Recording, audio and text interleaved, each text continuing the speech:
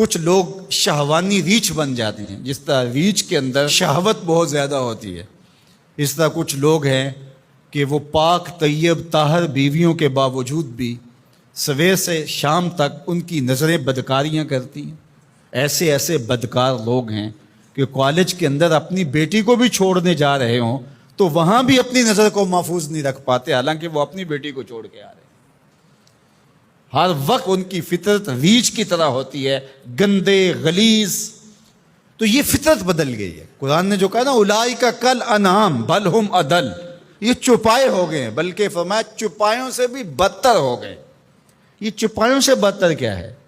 آپ نے چوپائے کو دیکھا ہوگا، جب اس کی جنسی خواہشات پروان چڑھتی ہیں اور وہ جنسی خواہشات کی تکمیل اور تسکین چاہتا ہے تو نر اپنے مادہ کو تلاش کرتا ہے۔ آپ نے کبھی نہیں دیکھا ہوگا کہ کوئی نر سے جفتی ہوا ہو، لیکن انسان جب فطرتاً گندا ہو جاتا ہے تو پھر یہ جانوروں کی فطرت سے بھی نیچے گر جاتا ہے، یہ نر سے بھی جفتی ہو جاتا ہے۔ پھر اس کا مطلب کیا ہوا؟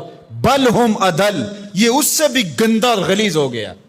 اور اس شخص کے پلے رہتا کیا ہے کہ جو اتنا غلیظ اور گندا ہو جاتا ہے؟ چلتا پھرتا انسان نظر آتا ہے، شکل سے انسان نظر آتا ہے، بل ہم اضل، بلکہ چوپایوں سے بھی آگے گزر گیا ہے، چوپایوں سے بھی رویتاً جو ہے وہ آگے گزر گیا ہے۔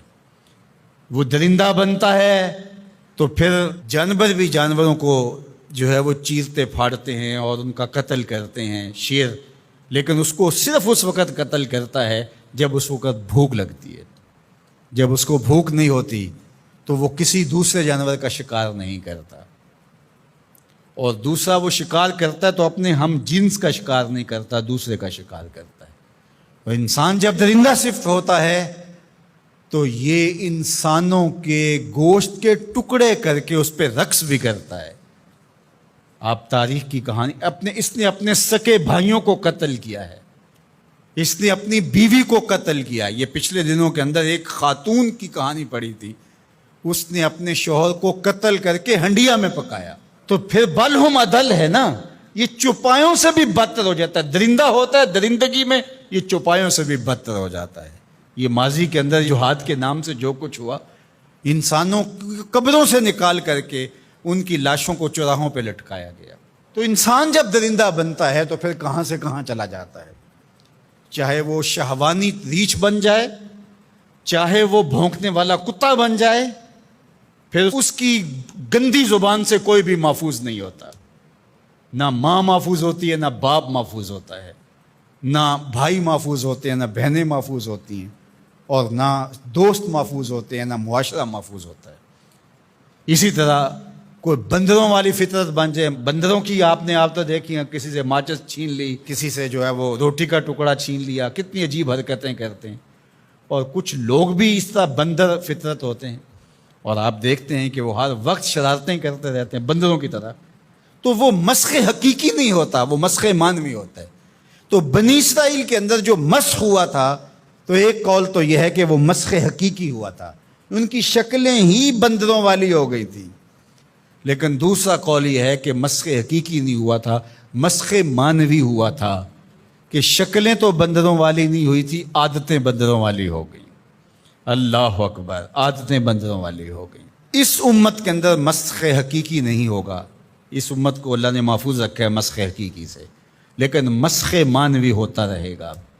لوگ مختلف جانوروں کے مشابہ عادات اختیار کرتے رہیں گے۔ اور آج ہم اپنے معاشرے کے اندر دیکھیں تو کوئی کتا صفت ہے، کوئی بندر صفت ہے، کوئی ریچھ اور کچھ درندے کی عادات کو اپنے اندر اتارا ہے۔ درندگی، سفاکیت، یہ ساری انسانوں کے اندر اتر آئی ہیں، تو پھر وہ انسان نہیں رہتے۔ غالب نے کہا تھا نا کہ آدمی کو بھی میسر نہیں انسان ہونا، جب یہ حد سے گزرتا ہے تو پھر بہت آگے نکل جاتا ہے، اور پھر یہ انسان نہیں رہتا بلکہ بندروں اور خنزیروں سے بھی آگے بڑھ جاتا ہے۔ اور یہ میں نہیں کہہ رہا، اولئک کالانعام، قرآن کہتا ہے یہ چوپایوں کی طرح ہے، بل ہم اضل، بلکہ چوپایوں سے بھی گیا گزرا ہے، چوپایوں سے بھی آگے گزر جاتا ہے۔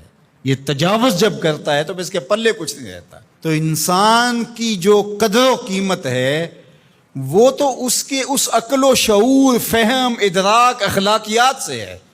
اور اگر اس کے پاس یہ کچھ نہیں رہا تو یہ شکل تو ابو لہب کے پاس بھی تھی، یہ تو ابو جہل کے پاس بھی تھی۔ تو اس لیے قرآن مجید کے ان احکام کا اور ان واقعات کا انطباق کرے اپنے اوپر کہ ہم اس میں سے کس عذاب میں، کس مصیبت کے اندر مبتلا ہیں اور ہو سکتے ہیں، اور اس سے بچنے کی صورتیں کیا ہیں۔ آج ہم اپنی خواہشات کے غلام بن جائیں اور شرعی تعلیمات کو، نبوی منہج کو، طریق کو چھوڑ دیں گے تو پھر ہم بھی بندروں اور جانوروں سے مختلف نہیں ہوں گے۔ تو اللہ تعالی ہمیں اچھا، صالح، پاکیزہ انسان بنائے۔